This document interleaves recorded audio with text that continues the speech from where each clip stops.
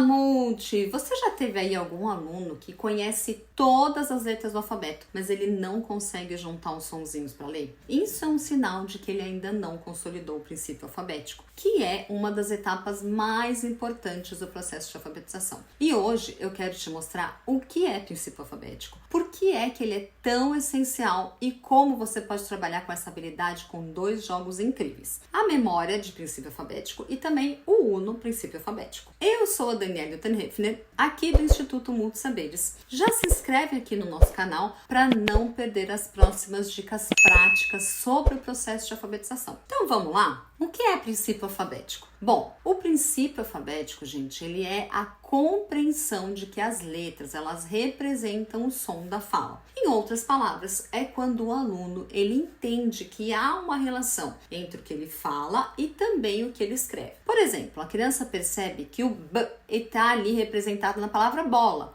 e que o som F está na palavra faca e que esses sons, eles são representados por letrinhas diferentes, gente. Esse entendimento é a chave do processo de alfabetização. Sem ele, o aluno pode até reconhecer as letras, mas de forma isolada. Ele não consegue ler nem escrever nenhuma palavra com autonomia. Quando a criança ela domina o princípio alfabético, ela começa a fazer correspondências entre os sons e as letras. Ela consegue ler e escrever palavras novas. Ela generaliza o que ela aprendeu, ou seja, ela aplica a mesma lógica ali para as palavras ali que ela nunca viu. E o melhor, isso pode e deve ser ensinado ali de forma lúdica, gente. Pra gente estimular essas duas habilidades, eu quero te mostrar então esses dois jogos que são muito importantes para esse processo. O primeiro é o Uno e ele é muito eficaz porque ele estimula o aluno a pensar no som da letra, ele faz com que as associações ali, som e letra, sejam muito rápidos, certo? Então fonema e grafema.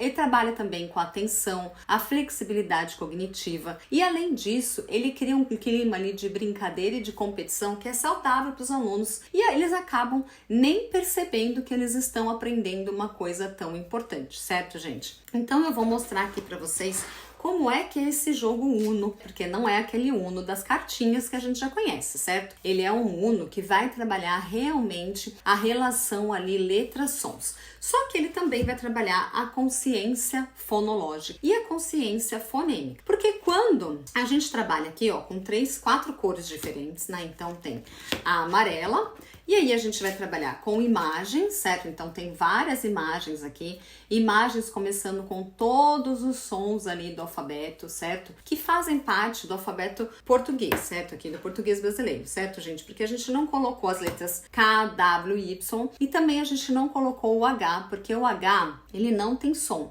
Então, para as crianças perceberem isso e pensarem só na letra que escreve algumas palavras, ficaria confuso para elas. Então, a gente acabou achando melhor tirar essas letrinhas, né, do jogo, para que a gente não confundisse as crianças, ok? Já que a gente não vai usar a sequência de letras do alfabeto, a gente só vai usar, então, essas habilidades que eu falei para vocês. Tanto a consciência fonológica, quanto a silábica, e também o princípio alfabético ali, então, de relacionar essas letras e esses sons.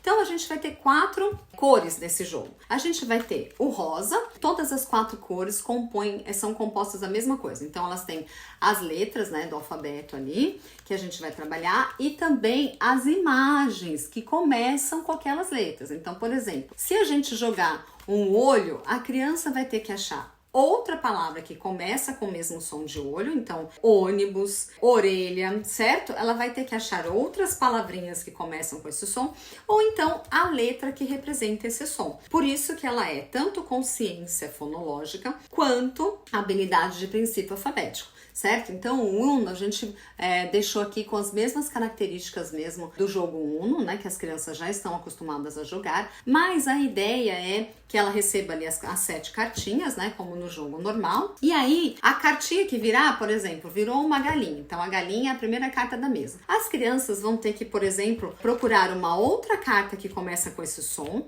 né? Ou então, elas vão ter que colocar ali a letra que começa com que a galinha começa escrita. Então, por exemplo, a letrinha G. Não importa qual a cor, certo? Então, se galinha começa com G, né? Com o sonzinho G. e é o G que representa esse som, ela pode jogar uma carta ali que não tem a mesma cor. Nesse caso ela tem, né, a cor azul. Mas ela vai jogar ali em cima, né, dessa outra carta, e aí ela continua o jogo. E aí a criança vai ter que colocar uma outra carta que também comece com esse som G, ou então uma outra carta de outra cor que tenha essa letra G, certo? Eu tô procurando aqui, gente, para mostrar para vocês, mas vai ter que ser então uma outra cartinha que também tenha o G ali para representar esse sonzinho, certo? Então ela vai poder tanto representar com outra imagem que comece com esse mesmo som, quanto com outra letra, né? Outra letra G igual a esse som, certo, gente? Ó, vamos colocar outra aqui, ó, golfinho. Então a criança tem aqui um golfinho, ela pode colocar mesmo que ele seja amarelo, ok? E como é que então ela vai trocar de cor? Ela vai trocar de cor com a cartinha, né, de trocar a cor, ou então com essas estratégias aí de utilizar letras e palavras que mudam ali as cores, certo, gente?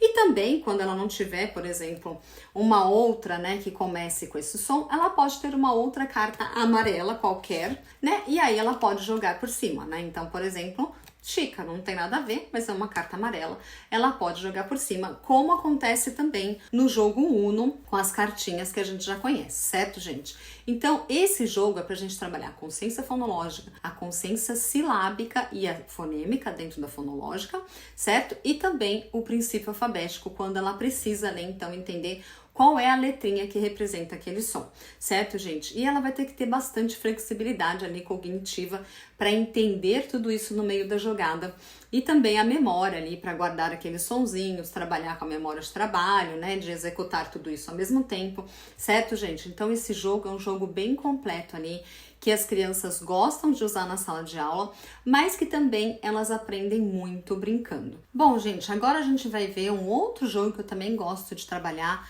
para estimular o princípio alfabético, que é a memória de princípio alfabético. Ela é simples, envolvente e trabalha diretamente essa relação letra-som inicial, medial e final. Então, o que esse jogo ele estimula? Ele estimula a correspondência ali letra-som, certo? Ele estimula a percepção auditiva fina, porque a gente trabalha com pares mínimos, e ele também estimula a memória visual e a fonológica. E como bônus, ele trabalha ali para ajudar o aluno a se concentrar, se corrigir sozinho, o que é ótimo para desenvolver, então, a autonomia desse aluno. Gente, então vamos ver aqui como é que esse jogo funciona? Bom, primeiro a gente tem ali as cartas que a gente quer trabalhar, certo? Então, as letrinhas. E aí elas vêm com uma cor de fundo diferente, porque na hora da gente colocar ali na posição da mesa, as crianças vão ter que virar uma carta de letra e uma carta com imagens, né, que vão ser com sons iniciais, mediais ou finais, certo? Então aqui tem inicial, início, né, meio, certo? E final, tá, gente? Então a gente vai usar sempre as letras e uma dessas outras palavras, né? Então uma dessas outros tipos de cartas, ou com sons iniciais, ou com sons mediais, ou com sons finais, ok? Então aqui, ó, por que eu falei que ela trabalha ali a discriminação auditiva? Porque essa memória, ela foi pensada, então, pra gente trabalhar os pares mínimos, né? Então, ó, P, B, né? Então a gente não precisa usar todas as letras sempre que for jogar. A gente pode escolher ali os pares que as crianças, por exemplo, estão com dúvida, né? Então eu vou colocar ali P, B, que são pares mínimos, né? Então que vão ser diferenciados só pela corda vocal que vibra ou não vibra, certo? Então são letras surdas e sonoras. O K, G, certo? O D, T, T, D, T, D, certo? O F, V, o Z, S, Z, S, e o Sh, J, Sh, J.